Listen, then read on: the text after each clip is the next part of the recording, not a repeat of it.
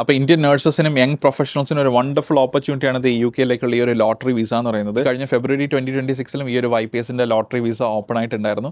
ആ സമയത്ത് ഒരുപാട് നഴ്സസ് നമ്മുടെ വീഡിയോ സെഷൻസ് കണ്ടിട്ട് ആപ്ലിക്കേഷൻസും കാര്യങ്ങളെല്ലാം കൊടുത്തിട്ടുണ്ടായിരുന്നു.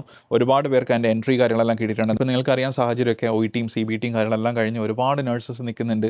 അവർക്കൊന്നും യു കെയിലേക്ക് വരാൻ പറ്റാത്ത സാഹചര്യം, റിക്രൂട്ട്മെൻറ്റ്സ് ഇല്ലാത്തതുകൊണ്ട് തന്നെ ഒരുപാട് പേർക്കും അറിയില്ല. നഴ്സസിനും ഇത് നിങ്ങൾ എലിജിബിൾ ആണ്. ഫ്രണ്ട്സ് നഴ്സസ് ആയിട്ടുള്ളവരുണ്ടെങ്കിലോ അവർക്കെല്ലാം ഇത് ഷെയർ ചെയ്ത്, നഴ്സസിന് മാത്രമല്ല യങ് പ്രൊഫഷണൽസിനൊക്കെയാണ് ഇതിൻ്റെ റെലവൻ്റ് ആയിട്ടുള്ള ബാക്കി ഒരു ജനറൽ ആയിട്ടുള്ള വീഡിയോ ഞാൻ പോസ്റ്റ് ചെയ്തിട്ടുണ്ട്. ഇത് ജസ്റ്റ് നഴ്സസിനെ ഫോക്കസ് ചെയ്ത് പറയുന്ന ഒരു വീഡിയോ മാത്രമാണ് ഇത് എന്തായാലും. സോ നിങ്ങളിപ്പോൾ ഓൾറെഡി OET CBT എല്ലാം ക്ലിയർ ചെയ്ത് ഇനി നിങ്ങൾക്ക് OSCE മാത്രമേ ഉള്ളെങ്കിൽ ഇതൊരു വമ്പൻ അവസരമാണ്. നിങ്ങൾക്ക് ഈ ഒരു ലോട്ടറി വിസ കിട്ടുകയാണെങ്കിൽ ഇവിടെ വന്നു കഴിഞ്ഞാൽ നിങ്ങൾക്ക് പാർട്ട് ടൈം ആയിട്ടോ ഫുൾ ടൈം ആയിട്ടുള്ള ജോബ് ഓപ്ഷൻസ്, അഗെയിൻ ജോബ്സ് കിട്ടാൻ അത്ര എളുപ്പമല്ല. ഒരുപാട് അതിന് വേണ്ടിയിട്ട് നമ്മൾ സ്ട്രഗിൾ ചെയ്യണം. കുറേ ഹാർഡ് വർക്ക് ഉണ്ട്. ഒരുപാട് ആപ്ലിക്കേഷൻസ് കൊടുക്കണം. പ്രൈവറ്റിലും NHSലൊക്കെ തന്നെ നിങ്ങൾക്ക് ആപ്ലിക്കേഷൻസ് കൊടുക്കാനായിട്ട് സാധിക്കും. അപ്പോൾ അതിൽ നിങ്ങൾക്ക് ജോലി കിട്ടിക്കഴിഞ്ഞാൽ ആ ജോലിയോടൊപ്പം തന്നെ നിങ്ങൾക്ക് OSCEയുടെ പ്രിപ്പറേഷൻസും കാര്യങ്ങളെല്ലാം നിങ്ങൾക്ക് എടുക്കാം.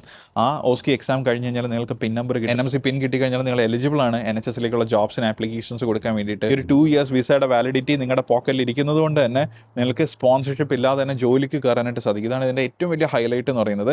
കാര്യം ഇപ്പം മിക്കവാറുള്ള കുട്ടികൾ, പിൻ നമ്പറുള്ള കുട്ടികളും സ്ട്രഗിൾ ചെയ്യുന്നതിൻ്റെ ഏറ്റവും ഇമ്പോർട്ടൻറ്റ് കാര്യം എന്ന് വെച്ചാൽ അവർക്ക് സ്പോൺസർഷിപ്പ് വേണ്ടുന്നതുകൊണ്ട് തന്നെ പല ട്രസ്റ്റുകൾക്കും ചിലപ്പോൾ സ്പോൺസർഷിപ്പിൻ്റെ ഫണ്ടിങ്ങിൻ്റെ അവൈലബിലിറ്റി കാണില്ല. അതേസമയം നിങ്ങൾക്ക് ഈ ഒരു YPS കാറ്റഗറിയിൽ നിങ്ങൾക്ക് ലോട്ടറി വിസ കിട്ടുകയാണെങ്കിൽ 2 ഇയേഴ്സ് നിങ്ങളുടെ കയ്യിലുണ്ട്. മിക്ക എംപ്ലോയറിന് നിങ്ങൾക്ക് ജോലി തരാനായിട്ട് സാധിക്കും.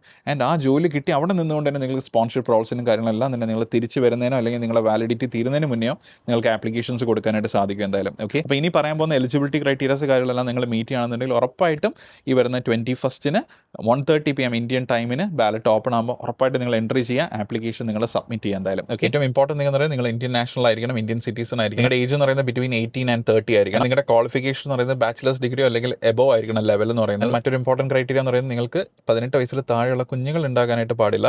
ഫിനാൻഷ്യലി നിങ്ങളെ ഡിപ്പെൻഡ് ചെയ്തിട്ടുള്ള കുഞ്ഞുങ്ങളുണ്ടെങ്കിൽ 18 വയസ്സിന് താഴെയാണെങ്കിൽ നിങ്ങൾ ഇതിന് എലിജിബിൾ അല്ല. അതുപോലെ ഈ ഒരു ലോട്ടറി വിസ നിങ്ങൾക്ക് കിട്ടുകയാണെങ്കിൽ നിങ്ങൾക്ക് £2,530 നിങ്ങളുടെ ബാങ്ക് അക്കൗണ്ടിൽ ഉണ്ടായിരിക്കണം.